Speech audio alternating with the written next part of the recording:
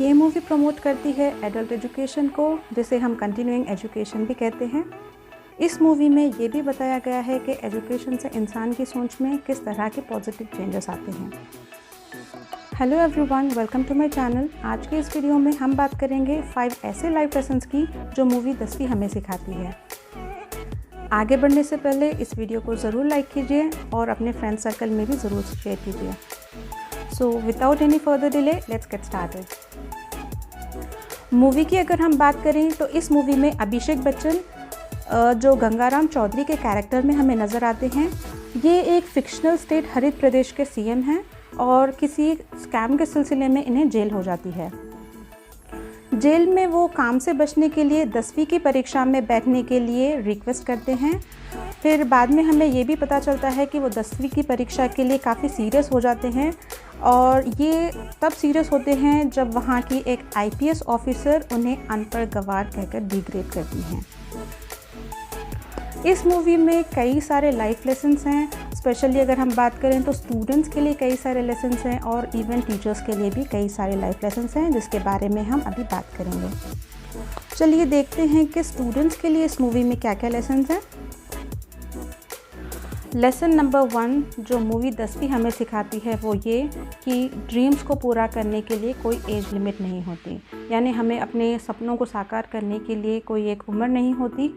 हम कभी भी अपने सपनों को साकार कर सकते हैं। अपने ड्रीम्स को अचीव करने के लिए हम मेहनत कर सकते हैं और ड्रीम्स को बेसिकली अचीव भी कर सकते हैं। तो ये बहुत ही खूबसूरती के साथ इस मूवी में बताया गया है कि अगर हम जो भी हमारे ड्रीम्स हैं उसको अचीव करने के लिए, है ना, एज लिमिट नहीं होती। यहाँ पर हम देखते हैं कि चौधरी साहब एक अधेड़ उम्र के आदमी होते हैं और वो अपनी माँ का सपना पूरा करना चाहते हैं, जिनका सपना होता है कि उनका बेटा पढ़ लिख कर आगे बढ़े। तो इस सपने को पूरा करने के लिए वो मेहनत करते हैं और उसको अचीव भी कर लेते हैं इस ड्रीम को। ड्रीम्स को पूरा करने के लिए, हमारे ड्रीम्स को अचीव करने के लिए कोई भी एज लिमिट नहीं होती। तो इस बात को ये मूवी बहुत ही खूबसूरती के साथ दर्शाती है। लेसन नंबर 2, ड्रीम्स को अचीव करने के लिए कोई शॉर्टकट नहीं होता। हमें मेहनत करके, फोकस करके ही हमारे ड्रीम्स को हम अचीव कर सकते हैं और ये बात बहुत ही ब्यूटीफुली इस मूवी में बताई गई है। जैसे हमें पता है कि जो चौधरी साहब हैं वो एक बहुत ही पावरफुल पोजीशन उनकी होती है और उनके भाई जब उनसे जेल में मिलने आते हैं और वो बताते हैं कि वो किसी तरह का जुगाड़ करेंगे उनको परीक्षा में सफलता पाने के लिए, तो वो उन्हें सिरे से मना कर देते हैं और उन्हें बताते हैं कि यानी ड्रीम्स को अचीव करने के लिए, जैसे कि उनका जो सपना होता है 10वीं की परीक्षा को पास करना, उसके लिए कोई शॉर्टकट वो नहीं अपनाना चाहते। तीसरा लेसन जो ये मूवी हमें सिखाती है, बेसिकली ये वाला जो लेसन है वो स्पेशली स्टूडेंट्स के लिए है और वो लेसन ये है कि अपने लर्निंग स्टाइल्स को पहचानें। मूवी में हम देखते हैं कि कई बार जो चौधरी साहब हैं वो कॉन्सेप्ट्स को अपने हिसाब से सीखते हैं और समझने की कोशिश करते हैं। एक बार एक सीन में ये बताया जाता है कि कोई केमिकल कंपाउंड का जो नेम होता है वो अपने स्टाइल से वो याद रखने की कोशिश करते हैं।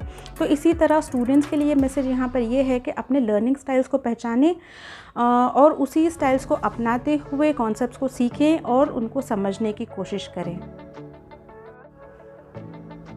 Lesson number 4, do not hesitate to ask for help while learning. जब भी आप कुछ सीखते हैं आपको दूसरों की मदद की ज़रूरत पड़ती है, चाहे वो आपके टीचर्स हों, चाहे वो आपके सीनियर्स हों, या अगर हो सके तो आप अपने जूनियर से भी हेल्प लेने में हेसिटेट ना करें।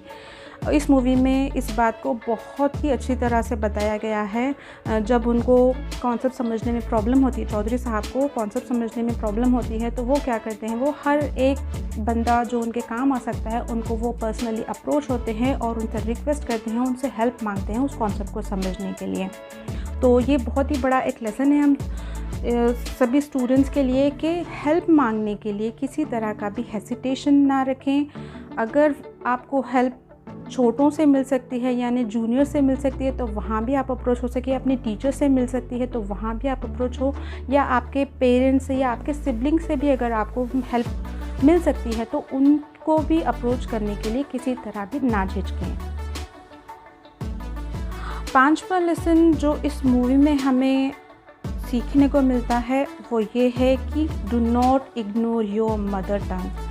हम देखते हैं कि यहाँ पर इस मूवी में हम देखते हैं कि किस तरह से चौधरी साहब को उनकी मातृभाषा में भी जो है प्रॉब्लम आती है और वो बहुत ही ज़्यादा उनको दिक्कत उनकी मातृभाषा में ही आती है, क्योंकि अक्सर ये देखा जाता है कि जब हम कोई लैंग्वेज सीखते हैं जिसके बेसिक स्किल्स जो होते हैं लिसनिंग और स्पीकिंग, स्पेशली मदर टंग की जब बात आती है तो ये हम ऑटोमेटिकली सीखते हैं और इसमें सीखने में हमें ज़्यादा प्रॉब्लम नहीं होती।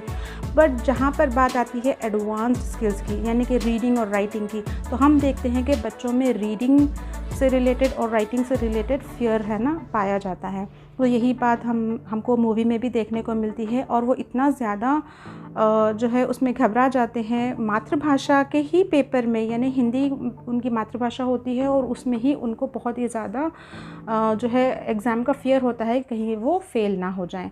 तो अपनी मदर टंग को इग्नोर ना करें, उसके स्किल्स जो है यानी कि लिसनिंग और स्पीकिंग के अलावा रीडिंग और राइटिंग के ऊपर भी ज़्यादा फोकस करें।